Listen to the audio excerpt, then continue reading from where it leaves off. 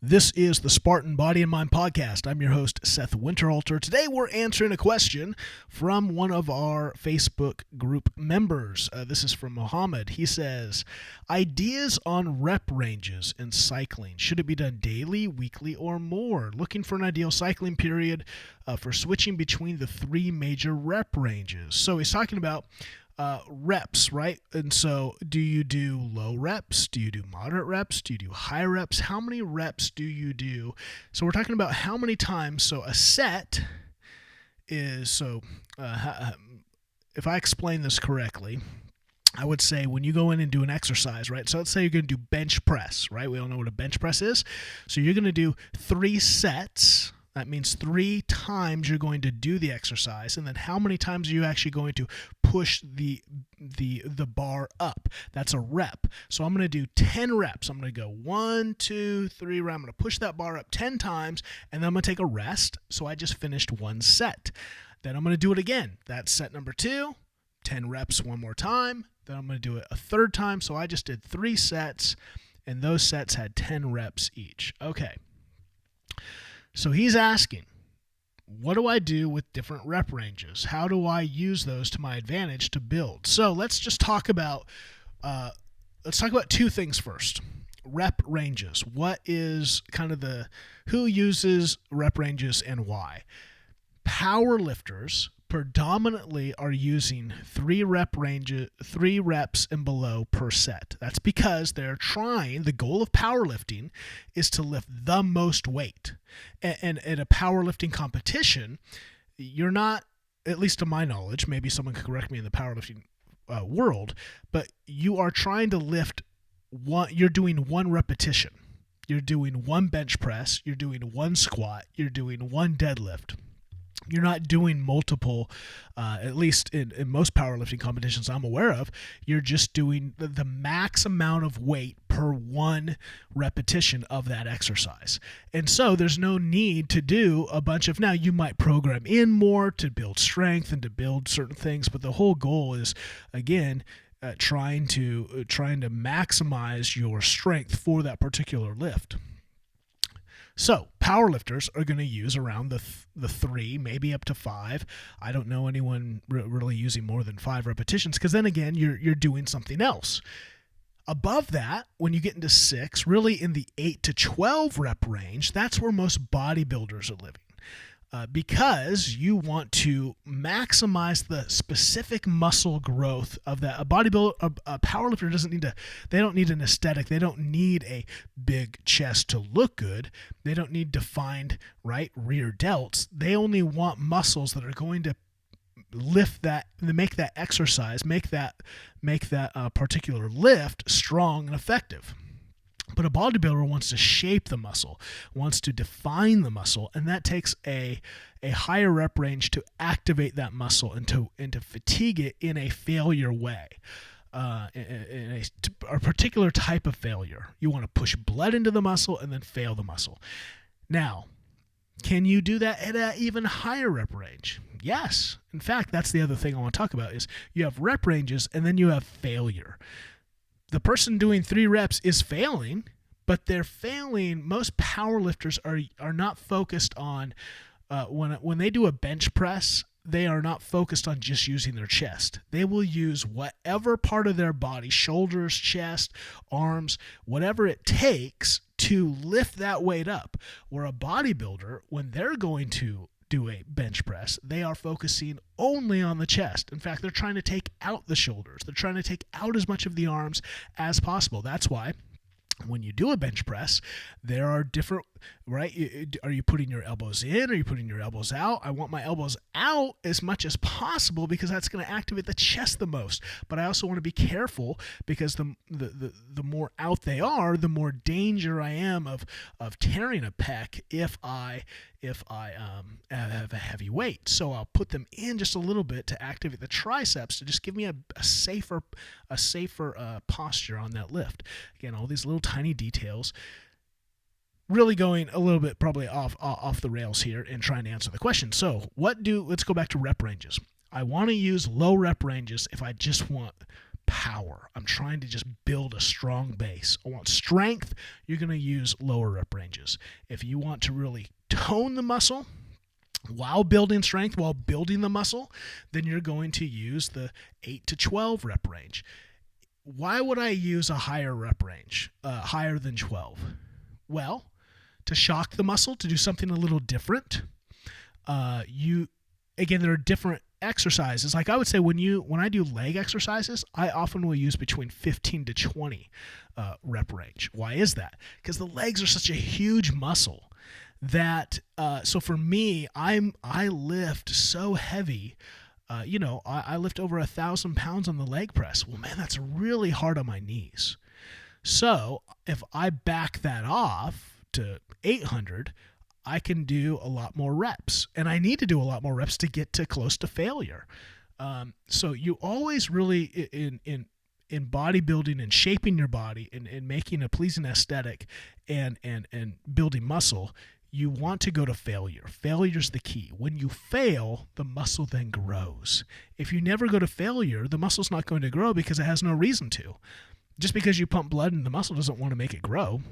It grows because under tension, you're telling it needs to grow to be able to be able to not to fail the next time it encounters that. And so when you do these little micro tears, it builds back to get better, to get bigger, to get stronger.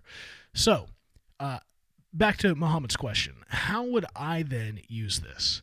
I would predominantly stay in the 8 to 12 rep range. What that means is I'm going to lift as much weight in whatever lift I'm doing to be able to get 8 reps. And if I can get 9 reps, so every time I work out, I'm trying to increase those reps until I get up to 12. Once I get up to 12, I'm going to increase the weight and go back to 8.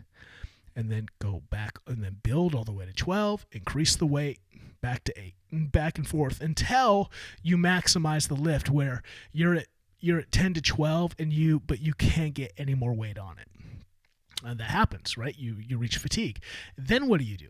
Well, then you change up your exercises. You add an exercise, maybe you take one off, maybe you change the order of the exercises, all kinds of things we can do to make a workout. In fact, I'll do a podcast on kind of my workout and how I think about organizing, right? Do you do big lifts first? Do you tax the muscle with non-compound lifts, like a compound lift, like a squat, a bench press, right?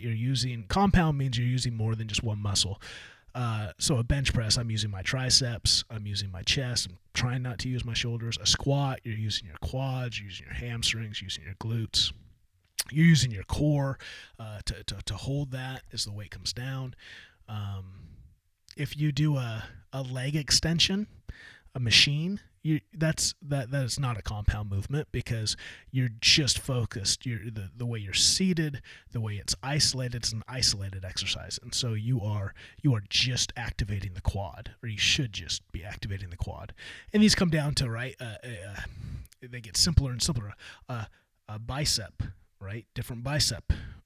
Those aren't compound movements. I'm just targeting the bicep with a bicep dumbbell curl. And so anyway, I'll do a podcast on how do I organize. I want to do most of my compound lifts first, and then I go into the isolation exercises second.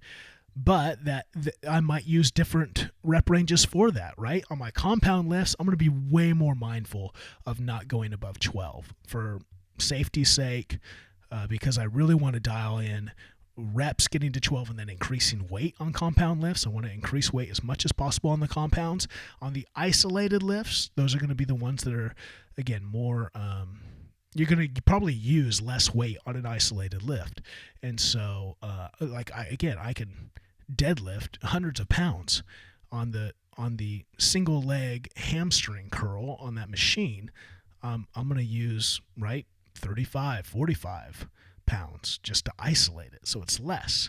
So I'll probably do 15 reps on that because I really want to maximize the muscle, but I want to maximize also when I'm lifting, the more isolated the exercise is, the more I can really get the mind-muscle connection to that specific muscle and just fill it with blood and fatigue it all the way out. The more isolated the exercise is, probably the easier it is to go to failure. On that machine, on a hamstring machine, single leg hamstring machine, there's no fear of failure. I can fail all the way. I can do partial reps. I can do tiny reps. I can totally fail the muscle in that in complete safety. I'm not going to hurt myself whatsoever. On a leg press where my feet are high on the platform, so I'm working predominantly my hamstrings and my glutes, failure is, I don't want to fail because that sled's going to come down on top of me, right? And so that's a compound lift. So I'm going to be more mindful of staying in my rep range, but really pushing and getting as close to failure as possible. So you're going to use different rep ranges inside of the workouts, inside of your workouts, but I wouldn't be changing those up, meaning I wouldn't be changing. I like to stay in a workout program for at least 6 weeks because I want to see growth in it, and I want to see growth, and I want it to do its work so I can assess well to see what exercises I think are growing, right, or helping me get to whatever I'm trying to do, whether that's grow, cut, whatever. And if you're changing exercises every time you go into the gym or every couple of weeks, you're never there's that idea, I'm mixing it up to make my body to shock my body. I think that's a little bit of hogwash. I think that you're probably sacrificing growth, you're sacrificing actual results because you're bored, I guess. And I do not see good results from that. I see plenty of good results, and I see them in myself, I see them in clients, when you stick to a plan and then assess that plan when it has enough time to actually give you results to assess. So now, that doesn't mean I'm going to always try to increase inside of the rep range, right? Like I said, if I'm starting at 8, if I'm doing a incline bench press dumbbells and I'm starting with 60 pounds, I want to, and I can only do 8, I want to try to get that to 12, right? But that's inside the window. I'm not going to do 8 to 12 on Monday and then Saturday do a touch-up and then do heavy 3 to 5s. I mean, again, if that's in the plan, maybe, but I would have a very specific plan that's harnessed, that is focused on that. Make it a plan. Don't just be throwing, I'm going to do mid-range today, I'm going to do low range today, I'm going to do high range, and just always kind of mix it up to whatever I feel. I think that your body's, sure, it's shocked, it's confused, and it's probably not going to respond the way you want it to. I think you want to have a plan. And that plan probably needs to be a 4 to 6 week plan so that you are in consistency and you can measure. You can measure growth. You can measure how your body's responding, how you feel, and always want to have a plan. Always be measuring. So let's see. Let me just look at the question again. Yeah, weekly, day 1 do low, day 2 moderate. Yeah, I wouldn't do that. I wouldn't mix it up like that. I would be more in the plan. I would choose. And again, what's your result? If you want to be a bodybuilder, then you're going to stay in the rep range of 8 to 12 predominantly. Maybe going 15 to 20 on legs, on specific exercises, but predominantly you want to stay in the 8 to 12. If you want to be a power lifter, you're going to stay in the 3 to 5 range.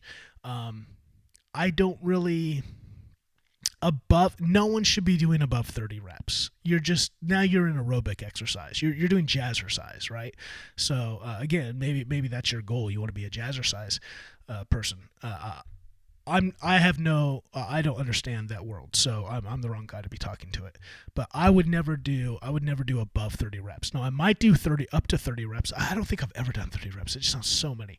I've done 25, right? Arms. What have I done 25? Probably just arms. I've done some 18 to 20 like kind of finishing movements. Like when I do a chest touch-up day, if I'm going to do 2 chest workouts in a week, I might do some things where I want to, like, I'll do 3 sets of my normal, And then maybe I'll do a 4-set where I strip the weight back. I'm trying to think, like on my hammer strength machine, right? I've got 2 plates on for 12. I'll put 2.5 plates on for 12. I'll put 3 plates on and do 8.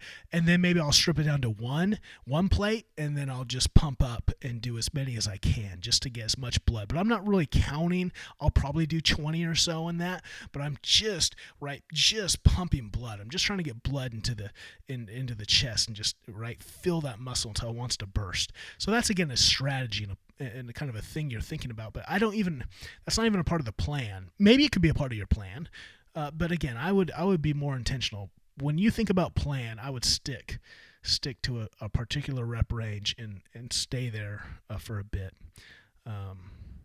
Anyway, I hope that helps. Maybe we can chat. If you have questions about your program, throw them in a comment, throw them in a message to me, because it's the key is, do you have a plan, or are you just winging it? Are you going into the gym and just kind of doing whatever's comfortable? I don't think that's going to produce the results. Now, if you don't really care, some of us, right, you might be in a season where you're not trying to bulk, you're not trying to cut, you just want to be active in the gym. Well, then just go in and do whatever, right? It really doesn't matter. You just want to make sure you are getting a workout. But if you have a goal, if you're trying to put on size, if you're trying to bring up a muscle, then I don't think you want to be changing your rep range around. I think you want to be focused and really intentional on what exercises you're using, particular exercises, a particular program with particular reps and increases in reps and weight. And you want a specific time period to then be able to assess that, to see how it's working and what exercises might need to be taken out, what exercises might need to be added. The more you are intentional about your workout, the more I think you'll enjoy it, because you'll be getting things out of it. You're going to see results, or you're going to, and those results might be that you need to change things, and that's rewarding, because you're like, wow, I get to try something new. I get to do something because I know that this didn't work the way I wanted, or this did, and I want to add more of that, right? So anyway, be intentional, be mindful about how you're using rep ranges, because they do have an impact. And so that's all I have for you. If you have insights, if you have more questions, hit us up in the Facebook group, the Spartan Body and Mind. If you are looking for a transformational program, we have the Spartan program, 90 days to a total complete mind-body transformation. You can go to the Spartan program, there it is, thespartanprogram.com, and learn more about that. Until next time.